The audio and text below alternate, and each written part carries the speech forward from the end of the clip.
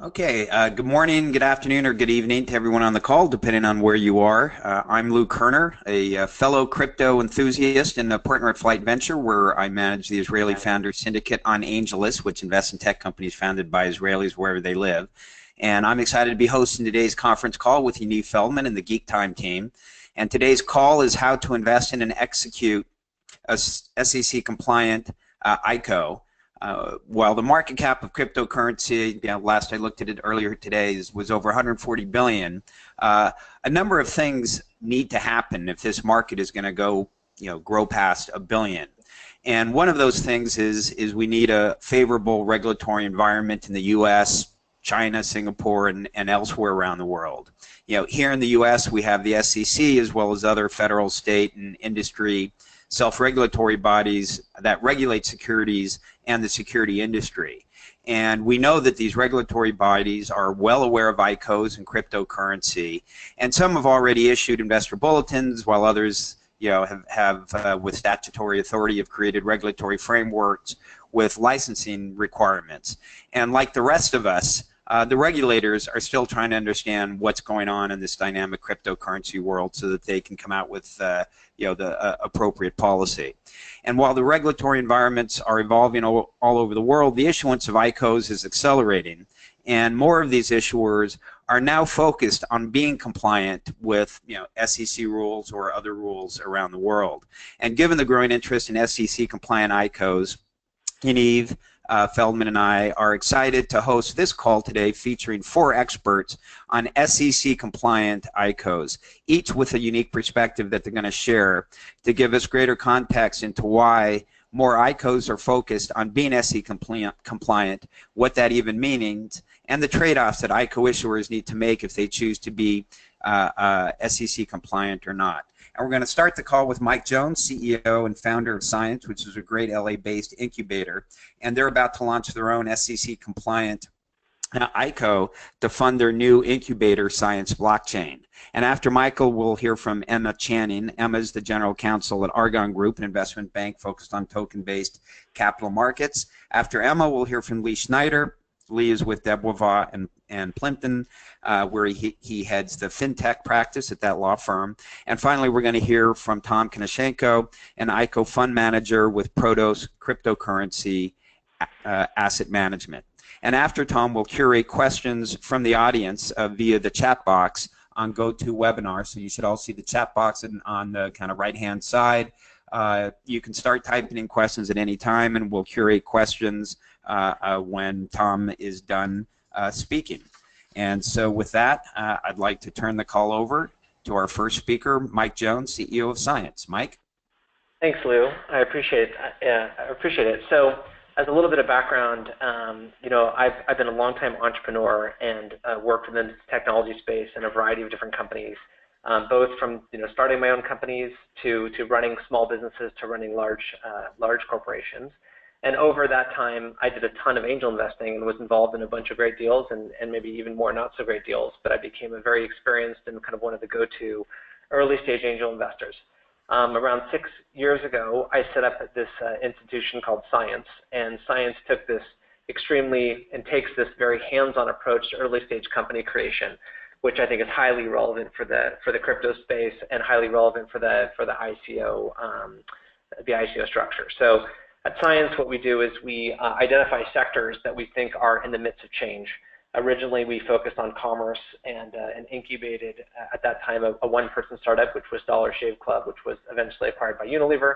We then went into marketplaces and incubated numerous marketplace companies, including Dog Vacay. Then we went into mobile, and we have one giant mobile business at this point, which is going straight after media. And now we're very much focused in the blockchain ICO space. So the way we work is we identify these areas, we staff very heavily in these areas, and then we use that staff to complement early stage founders on building their business. And in compensation for that experience and that time we spend with those founders, we invest capital into their businesses. And we also are typically granted kind of founder level equity with them. And then we go on what typically is a 5 to 7 year journey of developing and hopefully eventually selling their business and showing great realization of value to their investors. Around 5 years ago, we became enamored with the crypto space. We, like many other people in the technology sector, saw the rise of Bitcoin. And at the early moments, I think we recognized that there were really two components of it. There was this transferable currency, which in that point really was Bitcoin, and then there was this new technology platform that was being kind of adopted, or protocol being adopted, which is considered the blockchain. Because of the unique nature of the regulatory environment within the Bitcoin space, 4 to 5 years ago, we ended up determining it was too risky for our investors and us to get involved in. So we shut down the operational components and only engaged in trading activities, and ended up purchasing and holding Bitcoin in a series of other tokens at that time period. About 9 months ago, we woke up, like many of us on the call, to this realization of an ICO. And just to make sure everybody on the call understands, because recently I've been getting a lot of feedback, some people aren't familiar with the term ICO, and so why don't we just start with the basics, right? So an ICO is considered an initial coin offering, and it's basically when a company like ours, or like some others on the phone call, basically pre-sell a token or a coin that can have some level of value relative to the business. There's been many of these happening, as everyone's seen, and as Lou mentioned, the regulatory environment around them is confusing at best, and has a very kind of dynamic and changing nature right now. So in looking at this, we felt that an incubator was a great place to start, because it allowed us to have a lot of experienced talent to work with these early stage startups. It allowed us to put great CTOs in our offices to work with early stage technologists, and also employ attorneys and legal professionals to make sure that whatever we were doing was kind of in compliance. And in the research of doing this, we decided that an ICO was the right vehicle to do this within, because it was kind of true to the nature of the sector, and it allowed some kind of unique provisions, which I'll talk about in this token structure. So we engaged the Argon group, who you'll hear from next, being that they were the only firm that had really explored a SEC compliant Reg D exempt securities offering. And because we manage traditional capital from LPs, endowments, sovereign wealth investors, and family offices, we were highly concerned that whatever we did would be able to stand whatever weight the SEC would put on top of these vehicles, and decided that although many of the ICOs happening were kind of fast and loose, that we would want to do this within the kind of most friendly structure possible. And so in engaging with the Argon group, and through the past, call it 4-month process, we've designed a Reg D offering that allows qualified U.S. investors and global investors, depending on where they are, to participate in our ICO. And in doing so, what we're doing is taking the proceeds of that sale and utilizing it the same way that we've utilized it as an incubator in the past, in that some of those proceeds will be invested into companies. Some of those proceeds will be used for staffing our team, which will work with the management and founders of those businesses. And over time, the goal is to develop value within those companies, and those companies might also decide to use an ICO as a pre-sale vehicle for their companies. And we believe that by centralizing that expertise and process of not only company creation, but also navigating the kind of complexities of the blockchain and Bitcoin and the ICO world, within our staff, we should have a more successful potential outcome of these businesses that we're going to spend time on. So in doing this, we obviously spent a lot of time looking at different aspects of crowdfunding and SEC guidance. We also built an active group that analyzes a variety of different ICOs and works with a bunch of the early stage technology teams to kind of understand the qualifications of what makes a great blockchain-oriented business. We've now employed our own CTOs that are actively building technology on the blockchain. And we've put together a strong team of advisors, both from the legal and regulatory perspective, as well as the blockchain space, to further guide our decision-making, company selection, and kind of asset development, within the upcoming portfolio. The way that I feel like is the ICO and our token in particular is different compared to maybe a traditional venture fund or a traditional incubator is this. So science token holders that purchase and hold those tokens will have kind of 2 ways to earn value. One is that if we develop a business and we own equity in that business, and that business does realize a liquidation event, what we will do is go to the open market and purchase our tokens out of the open market and essentially burn those tokens, thus kind of rising the value and the price of the Science token holders.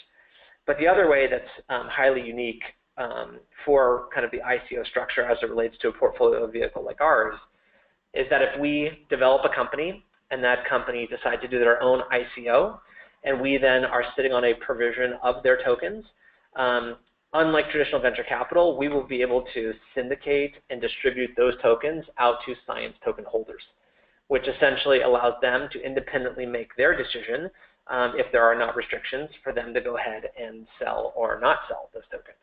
So suddenly it's a unique vehicle that's different from other kind of venture or investment asset classes, which we think gives investors kind of more unique value, and is frankly just innovative in its own approach. So we became excited about using the ICO structure just in the realm of this Reg D compliant offering because we think it's different and better for investors than traditional kind of LP arrangements. So we're very excited about it. The process has been unique for sure. I think one of the more interesting things is that we spend a lot of time with family offices and venture institutions. I think we get positive feedback from them because we are doing this in a compliant manner. We take a fairly proactive approach thinking about what happens in the next few years relative to SEC scrutiny on the ICOs and the exchanges. We fundamentally believe that the ICO vehicle, especially done within a SEC compliant manner, is a very unique and fantastic vehicle for the long run. It suddenly allows a interesting and different way to finance or pre-sell assets or value in a company. It potentially allows compliant exchanges to have liquidity for those investors if it's done in an appropriate way. And we think although there might be a shakeup within the current exchanges and some of the current ICOs that have raised, in some certain cases, gargantuan amounts of money, we think that as a industry, as a technology industry, if we can do this the right way and develop great companies and do it in a compliant manner, suddenly we will have a completely new breed of early to mid-stage technology business that will have a very alternative methodology of financing and for investors to realize value in the future. So we remain very excited about it. I think that we're doing the best we can to stay within SEC compliance, and we're happy to be part of the ecosystem. So I think with that, I'll hand it to our next presenter.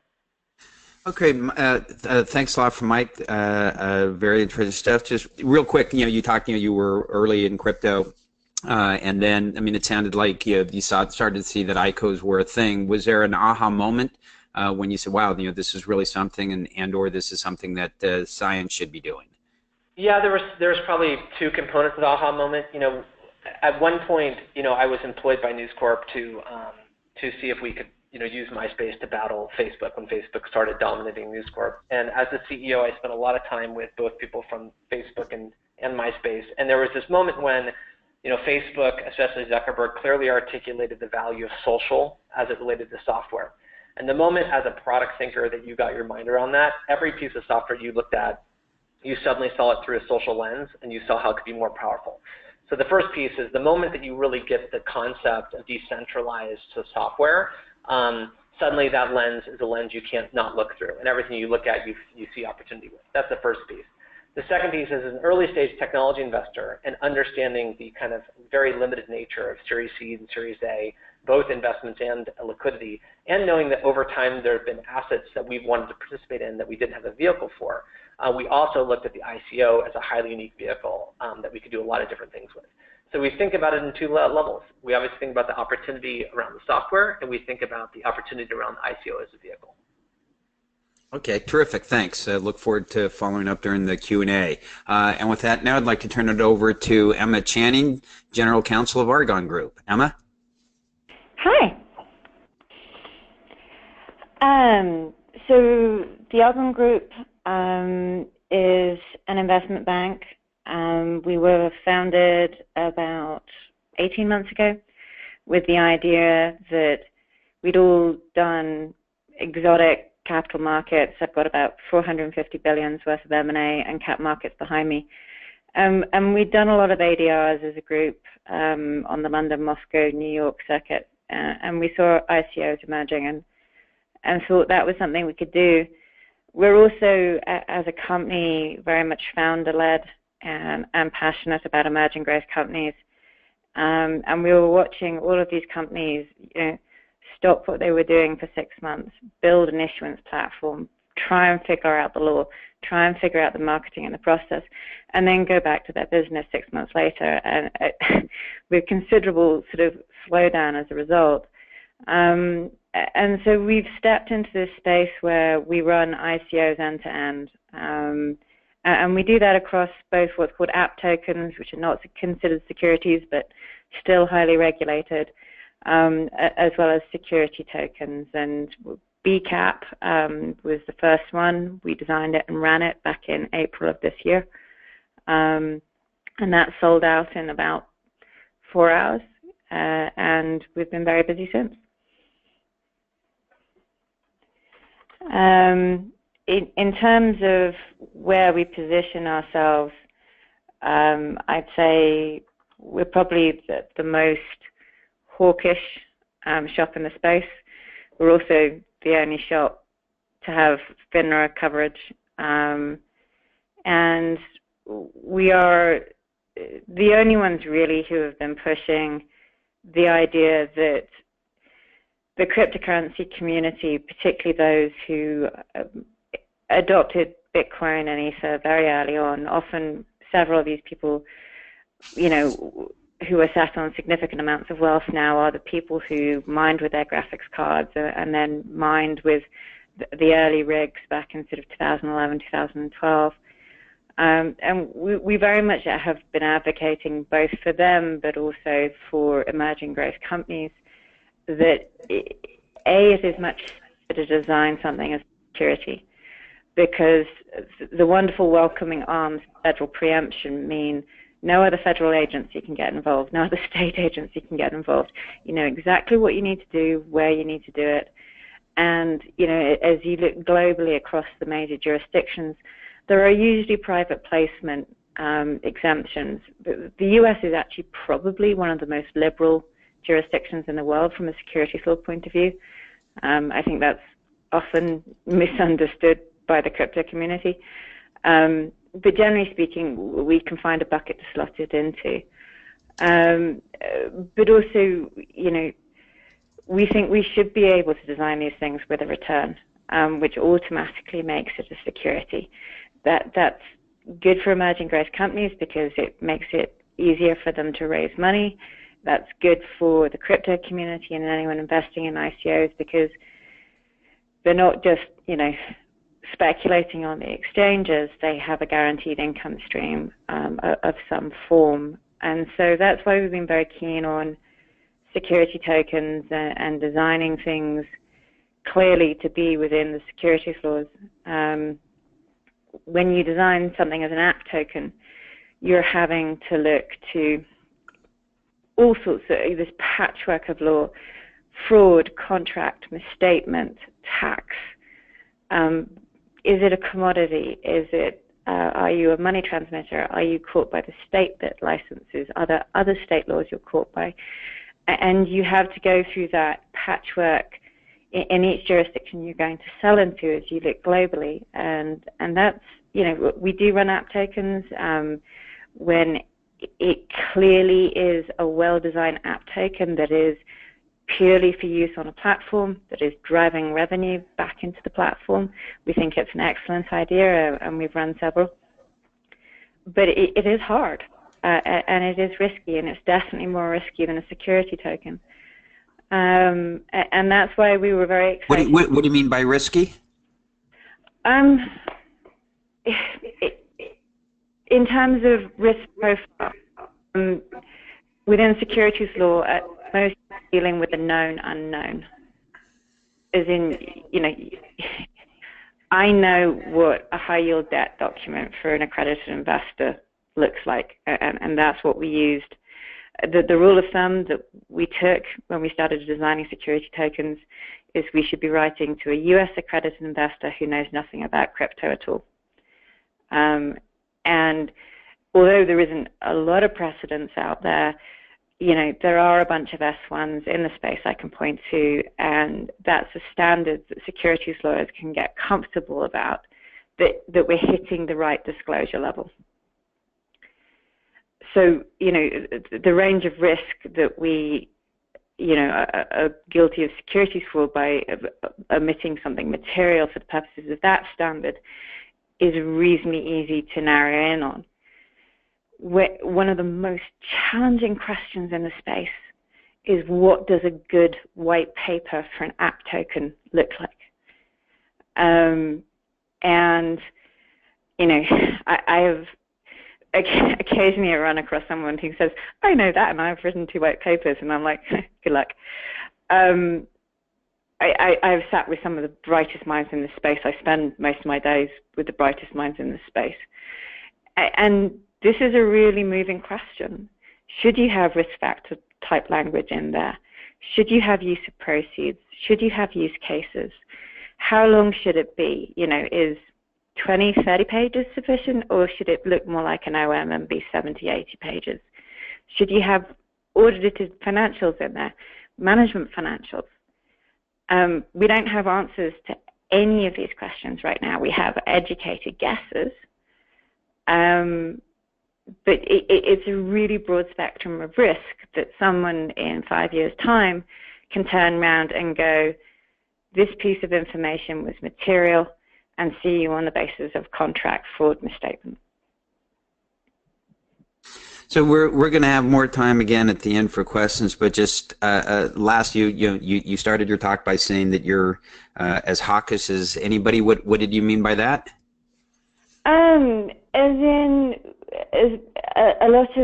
Quite often I speak on a lot of panels, and quite often, you know, one of the things I'm asked is, why can't the industry just evolve away from regulation? And you have to explain to them, no, there are laws that apply when you cross the road. There are laws wherever you go, and that there is no way. People complain that I'm scaring people about the legalities, but wherever the industry goes, wherever a token design goes, there's going to be laws that apply. And it upsets a certain portion of the crypto community that I keep on pointing this out. But I want founders to be aware, and it's one of the reasons why I've been pushing so hard, and I'm very grateful to my joint venture partners. We announced this morning a joint venture between Patrick Byrne's legendary T0 exchange and RenGen and Argon, and we will be setting up an ATS that will be able to trade security tokens as well as certain app tokens. And we hope to have that up in December, and to give, you know, people like Mike but more broadly any founder who is looking to take the cautious route and design something as a security and have that certainty that they know that what the laws are that apply, that they will have liquidity. Because up until now, the problem has been there's only been a handful of exchanges that would take security tokens, and they had no market making and no depth of liquidity. Whereas, you know, one of the roles of RenGen within the joint venture will be to be an introducer and a market maker for the platform. Okay, well, cool. Well, thanks a lot, Emma. And now we're going to turn it over to Lee Schneider with Deborah and Plimpton. Lee? Thank you very much. Good to have everybody on the phone. I think Emma, also as a lawyer, sometimes she plays CEO and sometimes she plays general counsel at Argon. I think Emma very well articulated a lot of the risks and issues that we're seeing in this space. The way that I sort of boil it down is that there's just a lot of uncertainty as to what rules and regulations apply in any given situation. Now, for a lawyer like me, that's actually very exciting because I get to use my skills as a lawyer and my creativity as a lawyer to try to help my clients chart the right course here. But Emma's absolutely correct in pointing out these dangers. Let me just take one step further here, because we've been focused on the U.S. In particular. I know Emma mentioned other countries as well briefly, but I do want to remind everybody that a token sale is really a global event. And so even if you've solved the legal and regulatory issues in the U.S., for example, by creating a token that is a security in the U.S. and issuing it either in one of the types of public offerings or in one of the types of private placements, that does not mean you have solved that issue everywhere else in the world. And all developed countries have securities laws and regulations that you need to think about. It's one of the issues that we stress up front with our clients. And even though you acknowledge this issue, you're still exposing yourself to some risk, because you're going to make a decision about how many countries' laws you're going to figure out and make sure you comply with in your offering. And in making that decision, you're going to do it on a risk basis and target the countries that you think you're going to sell the most tokens in, and you'll take risk in the other countries. So the global nature of this is something that we stress with all of our projects. The second thing that we stress with all of our projects is the need to have a good white paper. Now, while it is true that nobody knows for sure what is a quote-unquote compliant white paper, particularly for a utility token or app token, there are some really good guidelines that people have come up with to help projects figure out how to draft their white paper and what to include. To my mind, the most important thing to include in the white paper, and I say that as the most important thing, but it's among many other important things. But this most important thing in my mind is the use of proceeds. You want to explain to the purchasers of tokens how you plan to use the proceeds of the sale. And there are different ways to do that explaining. Some projects do it in a lot of detail, others do it at a higher level. Some of them link it to particular milestones that they have for their project and the amount they plan to spend to reach those milestones. I'm not sure there's necessarily a quote-unquote right way to explain your use of proceeds, but it's definitely important to be thoughtful about it. The other area around use of proceeds that we think is very important is to figure out what you're going to do if you raise a lot more money than you expect to. And so thinking about that question and trying to understand what the right thing to do is in that situation, is very, very important. And it's not always clear what you should be doing with the proceeds, with the excess proceeds. So you need to spend time with your founders, your co-founders, and figure out what the right answer is there. Some people are using excess proceeds for charitable purposes. Some people are using it for investment purposes. Some people are using it to sort of create a wish list of what other features they might like to build into the system. So there's all different kinds of issues that need to be considered and thought through, particularly around excess use of proceeds. The last issue that I'm just going to touch on briefly is to remind everybody that just because you've sold the tokens and your token sale is over doesn't mean you don't still have a large community out there. In fact, one of the purposes of having the token sale is to create that large community, to generate a buzz around your blockchain project. And so one of the things, and this is completely not a legal issue, well, I shouldn't say completely not, it's primarily not a legal issue, but one of the things that we stress with projects is the need for ongoing communication and the importance of ongoing communication after the tokens are sold. So obviously with something like science where they're going to be making investments, you'll have obvious communications to make there.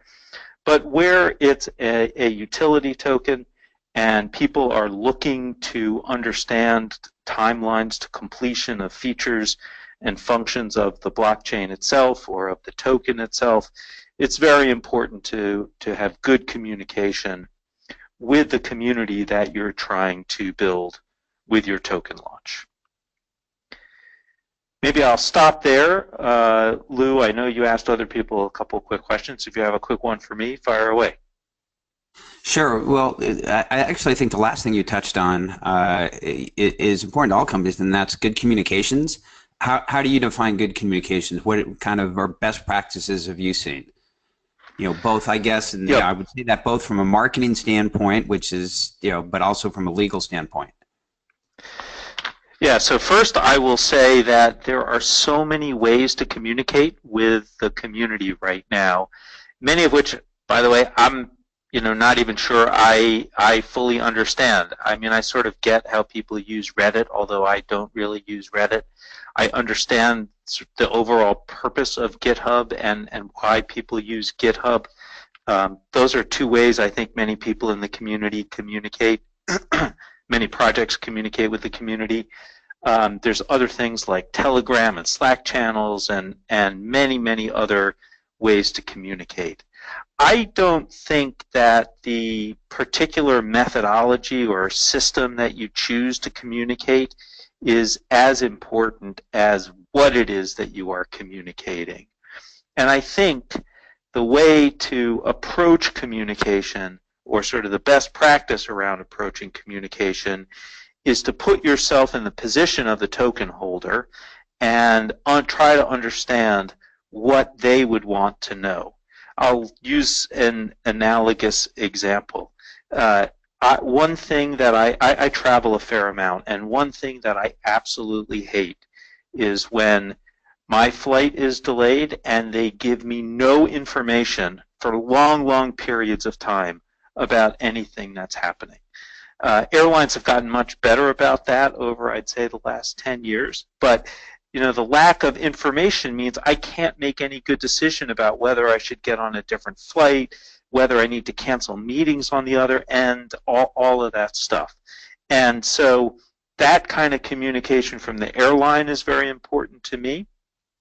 And so if I were the pilot or if I were the airline, I would want to try to make more open communication about that stuff so that people can plan their lives. And the same thing is true when you're talking about your blockchain project. Put yourself in the shoes of the people who hold your token, understand the kinds of things that they will think are important, particularly because you're trying to get them to build a community around your project. Okay, terrific. Thanks a lot, Lee. And last but not least, we're going to hear from an investor, Tom Kineshanko, with Protos Cryptocurrency Management. And Tom actually has a presentation that he's going to share. So we're going to flip the screen over to Tom. Tom? All right, let's just make sure this screen works. Okay, how's the slides looking? Okay, I think we're seeing your screen now. Perfect. So I'm going to talk about who I am, and I'm going to use the example of the tokenized, investor-grade, SEC-compliant, tokenized hedge fund that we're doing as an example to show people what an offering, a compliant offering, can look like. And I think the important point I want to make is there's a big distinction between an app token that Emma spoke to versus a fully regulated token. That's why we're having this conversation. But the point of doing either of those tokens is to capitalize something that you build, a piece of software that you build that then goes on to make the world better. So I think the perspective I want to come at this from is one of, if you're choosing to do a more regulated token, what does that give you, and what are the negatives to that? It opens up some new opportunities that we've never seen before, and there are some challenges, some costs associated with doing that. But so I'll just use our project as an example of an offering that's able to do stuff with its token that was not really possible with the app token. So I've been a tech founder for many years, for about a decade. Moved into being an angel investor in early stage internet companies, and in 2013 got into Bitcoin. Hey, Tom, I'm sorry to interrupt. We're not seeing. We're seeing something that says current slide 1 of 13, next slide 2 of 13. Is that what's up on your screen? Yeah, you know what? So unplug one of my screens here. All right, how's that? Okay, now we're seeing the first page of the. So I think. Yeah, that's good. Yeah. Good. Okay. So got into Bitcoin in about 2013 and began to invest in Bitcoin, and then actually set up a couple investment vehicles from 2013 to today. So first investment vehicle was a buy and hold Bitcoin, and then Ethereum crowd sale vehicle, just tax efficient, going long on these tokens. That gave us exposure to ICOs. We then did a fund management company in Canada, which became the first licensed fund management company, and it's doing a couple different cryptocurrency funds. But along that journey, we had been trading our own portfolio. So we traded a whole bunch of tokens. We were investing in early stage tokens, and a lot of people were asking us if they could participate. And so at some point, we decided to formalize our investing into a fund. We invested in Bitcoin, sub $200. We invested in Ethereum at crowd sales, about 25 cents. Litecoin around $1. So I point that out because those are 3 of the top 5 tokens by market cap today. And so, the question we've asked ourselves is, how did we pick those tokens? Is that luck? Did we have a certain viewpoint that helped us make good decisions early on? I think an important thing when looking at issuing tokens or investing in tokens is what is your thesis as an investor, and why are you buying particular tokens? For us, we've always had the view that this new technology is going to create a new type of internet that will probably consume much of the existing internet. We believe that decentralized applications in many cases are quite a bit better and more powerful than non-decentralized or traditional and old internet applications. I can imagine a decentralized Facebook where the value and control of the network accrues to the users of the network as opposed to a corporation owned by shareholders. And I guess as we started to understand our viewpoint on this technology and started to place these bets, we looked at what would be possible with tokens. And so with app tokens, certain things are possible. And with security tokens, certain other things are possible. Like Emma mentioned, with security tokens, you can actually issue a return. And so you could have something like a tokenized real estate investment where you're investing in real estate all over the world via a token and receiving a rate of return over a period of time. So that kind of leads me to talking about our offering. So we've been investing in this stuff. We're seeing these different flavors of tokens come out. We're obviously worrying about regulation.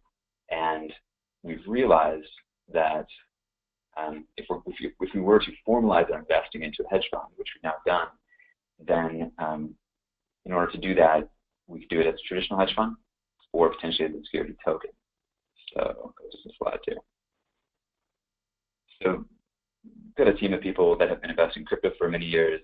I founded some technology startups, one of which is the YouTube of China, which IPO'd on the NASDAQ for about 800 million. And we have some members of the team who've managed large amounts of money and traded large amounts of money at hedge funds. So combining all that experience, we look at the world through a perspective of both, very much believing in the internet and early stage technology companies, but also understanding compliance, regulation, risk management. Let's get to this. So back to that question of why. So why do a fund? Well, a bunch of people are asking to do a fund. We believe that a fund is a good vehicle to allow people to invest in crypto with a team of people who have been doing that for a long time. So we formalized this fund, and we had a decision to make traditional or tokenized. And we saw BCAP come out, which was the first tokenized venture capital fund. And it made us realize that if you are a cryptocurrency investor, you're facing a lot of challenge in the market right now, just in terms of there's a lot of traders in the space. It's become harder and harder to trade. There's more than an ICO every day. How do you pick the good ones? And if you're trading a portfolio of a lot of tokens, how do you secure those? So the answer might be you invest in a traditional fund and you have a team of people manage your money and invest for you. So the problems with traditional funds are that there can be a pretty significant lockup period and a significant minimum investment. There can be a lack of transparency into the portfolio in a very fast-moving market. That's not ideal. And so we looked at tokenized funds, and we realized that we could offer investors a tradable instrument, so they always had access to their money. They could get a stake in our fund. We could offer them same-day visibility on what their portfolio is. And if we're having a tradable token, which is compliant around the world, then we can have people buying in for a very, very low amount of money, a few dollars. So it democratizes hedge fund investing. And I think the important thing to point out there is that this security-grade funds token allows us to do things with our fund that were never before possible. And I think those things match up really well with early-stage technology companies. So we created compliant token, which if you buy one, it gives investors, holders of the token, exposure to returns that the fund makes via a buyback mechanism. But it also can trade on the open market in ways like Emma mentioned with her new exchange. So skip over this a little bit. I've already spoken to it, but the market has changed significantly, and I think we're going to see more and more stuff like this compliant token coming online, where especially security tokens, where you're actually allocating some of your crypto or some of your fiat to teams of individuals who are investing in stuff like compliant real estate tokens or compliant solar tokens, where there's a rate of interest coming back from investing in solar projects, or compliant fund tokens. So with our particular product, you get this tradable token. It allows you to have this financial instrument, which allows you to basically preserve and grow capital, something that you wouldn't necessarily do with an app token, in that it's probably a much higher risk, higher return type of investment. And I'm sure we're ahead of key trends as a team, but let's skip that. So to put it together, some of the stuff we learned was there's very few people in the world that know how to do these tokens. So we've chosen to work with a lawyer who's done one fund token before, as far as I know. Emma can correct me if I'm wrong, but the lawyers who did the first venture capital token. And it was interesting to us getting proposals from law firms all over the world, the top tier law firms, that there just wasn't many people who were very familiar with these tokens. So I think a little bit of experience goes a very long way. I think as a founder, that's an important thing to know. And of course, working with the Argon group, as again, they are probably the leading thinkers and doers on securities tokens worldwide. Hey Tom, just just kind of to finish up with just a quick question, because obviously, and I'm sure this is something that you think about as an investor in tokens. Is what the company's doing, is that something that's fundamentally better, leveraging tokens in the blockchain and such? So as you think about doing a hedge fund, obviously lots of hedge funds are just in cash and stuff. So kind of what are you seeing kind of as the major advantages of having a tokenized hedge fund? So the major advantages as an investor, one is that you've got a more stable pool of capital. So when people buy your fund token, their investments go into a pool of capital. They can sell their token, but the money that goes into the pool is yours to invest in. So you can have a very long-term perspective, longer term than funds where redemptions can happen within, say, 15 or 30 days. Often you'll have hedge funds where a redemption will occur and will actually cause a cascade where a bunch of investors will flee from the fund. So that can cause hedge funds to make shorter-term trading and investing decisions, and that's not something that our tokenized funds will face. The other advantages are just specific to the token holders relative to either investing in crypto themselves or investing in, say, traditional funds. Crypto themselves, just the three problems I mentioned. You've got, professional teams of PhDs trading that you're going to be competing against. You've got, a couple new tokens a day. How do you keep up with those as an individual? And if you're holding a big portfolio of tokens, you've got a security issue. There's currently, either you're leaving those tokens on exchange, which, as we all know, is the most secure thing to do, or you're building yourself a protocol for taking them offline and storing them and putting them back online to trade, which can just be really time-consuming and a little bit insecure. Okay, that makes sense. Okay, well, thanks a lot. And I think with that, we're going to start to curate. We've got quite a lot of questions. Yaniv, you wanna start on the curation of the questions? Yeah. Just before we start with the Q&A, I'm gonna present a small survey. Feel free to answer if you want to. Just to get to know you guys, how many of you are planning your own ICO in the next 6 months? So with that, we're gonna start the Q&A. So we have first question for the lawyers. As if a non-US company sells securities, including securities represented by tokens on a blockchain, to a US resident, should the US law apply? Most definitely. Okay. You can sell a security from the moon, and if you sell it to a US person, the SEC will take the position that US law applies. Okay. Next questions. The largest boundaries the tokens bypass is geographies for sales of tokens. Is there a globally compliant structure that can be taken? I wish there was. That's one of the things that I stress with regulators when I speak with them on this topic. There was a great program that was put on by the Wharton School a couple of weekends ago where they got a bunch of people from the token industry and a bunch of regulators from around the world all together in a room. And people spent a lot of time sharing experiences and ideas and just sort of talking through the issues. That was, to my mind, a hugely productive thing to do. I do think that global regulators would be well advised to coordinate their approach on blockchain tokens because of the global nature of the sale of tokens and the use of tokens by people in connection with participating on the blockchain, but also because look, each of these tokens has different features or functions or characteristics, whatever word you want to use. And so if we don't come up with some kind of common language to talk about how we're going to characterize these different tokens based on their functions and features, we're all going to be worse off, and there's going to be a lot of confusion. Okay. Emma, do you have anything to add on that? I think I would just echo Lee's perspective that there's a handful of jurisdictions, Gibraltar is one, which looks at whether you're in the jurisdiction rather than whether you're selling into it.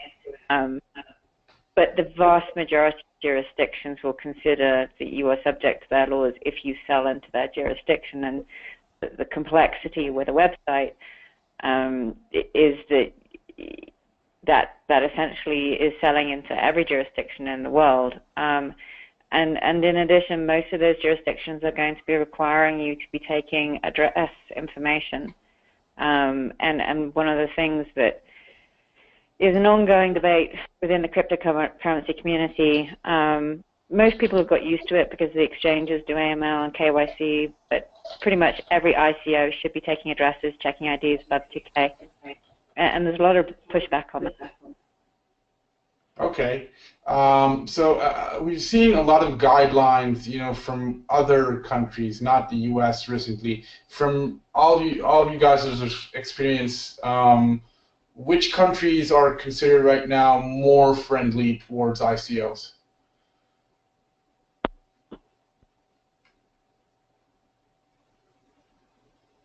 Anyone? I think that's a tough question to answer. Look, I do think that the U.S. is fairly friendly to ICOs right now, just because there's uncertainty as to how the SEC is going to treat token sales.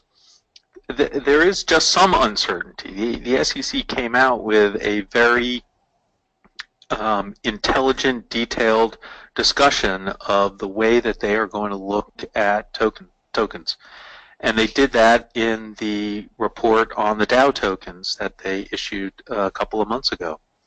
So I think the SEC is actually, I think the U.S. is actually a pretty good place to sell tokens right now. I also think that Europe's a reasonably good place to sell tokens. There is some bit of disjunction between different countries within Europe. Germany considers tokens to be financial instruments. The UK does not, but not in ways that are particularly harmful to the issuance or the initial sale of tokens. You look at other countries. Japan has a virtual currency regulation, and they're sort of working the kinks out of it right now. Singapore, I think, is a pretty friendly jurisdiction to sell in. Hong Kong, I think, is overall a pretty friendly jurisdiction to sell in. China, they have a complete ban, and so a lot of people are staying away from China. So it's very tough to sort of say, hey, there's one perfect jurisdiction to sell in. But remember, you can't be thinking about it that way. You've got to be thinking about it as a global token sale, and you are going to have to be willing to assume some risk in several jurisdictions around the world in order to raise money. Okay. Next question. Which kind of token would pass the Howey test and which fails? How important is passing the test? In other words, which business model behind a token would not be compliant in a substantial manner? Well, so first of all, people should be asking more to the people who do the investing here, because that's the more interesting stuff than trying to figure out all the legal angles. I know, Lou and Jan, if you're going to post up some links that I had sent you earlier with the open sourced analysis that we did with Coinbase on this topic, so hopefully that will provide some guidance for people. But it's not so much about the business model, it's more about the features and functions of the token. Yeah, I'm going to post up those links in just a moment. But we've seen some questions about the process itself, and Mike, maybe you can talk a little bit about this, just in terms of now you're coming to the end of this process. How long has it taken? From a cost standpoint, was it to the degree you can talk about that? What are the costs, and how was it relative to your expectations when you started the process?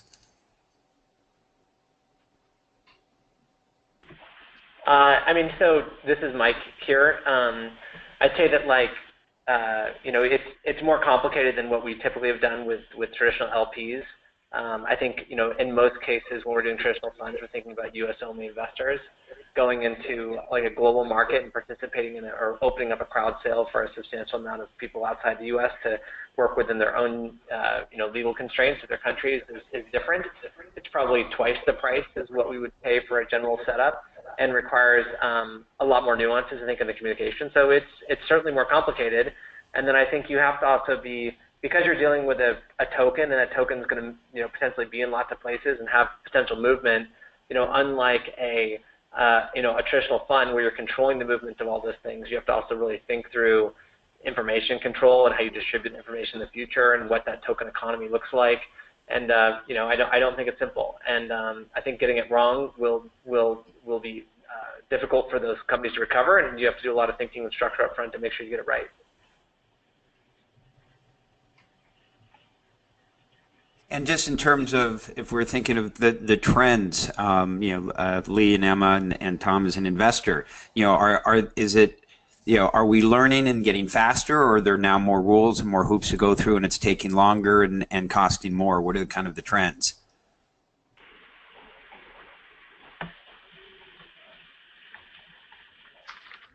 Emma? Or Lee? I was going to say, certainly from my perspective, I'm learning a lot. I don't know that I'm necessarily getting faster, and frankly, that's one of the things that I really love about this work is lots of different projects from lots of different areas are coming out and looking to show the world what their project can do. And we're seeing it in healthcare, we're seeing it in identity, we're seeing it in the form of funds, we're seeing it in virtually every industry right now. And so from my perspective, I spend a lot of time learning and trying to understand the impacts on these different industries that these blockchain projects hope to make. And that also contributes to the legal issues that we have to help them sort through. Emma, do you want to add? Again, I would say that the SEC DAO report was a remarkable gift to the ICO industry. It was a shot across the bows with an incredible amount of detail, and it was quite unusual in that it wasn't an enforcement action from the SEC. It was a great deal of guidance without enforcement. The SEC has a very sophisticated team looking at ICOs. There's an email address that you can email into. They're very happy to take phone calls. And I would just encourage anyone who is in the space considering doing an ICO to seek really good legal counsel. And if you're beginning to have any doubts, it's always better to pick up the phone to the SEC than not, because the one thing I can say is an unregistered, unexempt securities offering does not go back in the box. And we get phone calls, 4 or 5 from people saying, we did this, this, and this, we took it for security, what do we do now? To which my answer is, there's nothing you can do. Okay, so I think do we have time for one more? Sure, why don't you do one more? Okay, so last question. If a company is using SAFT, is the conversion moment might be considered an ICO?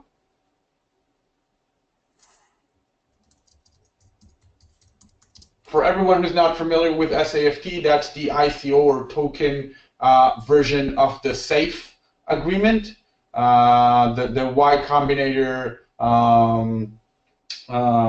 equity sale or pre-sale agreement.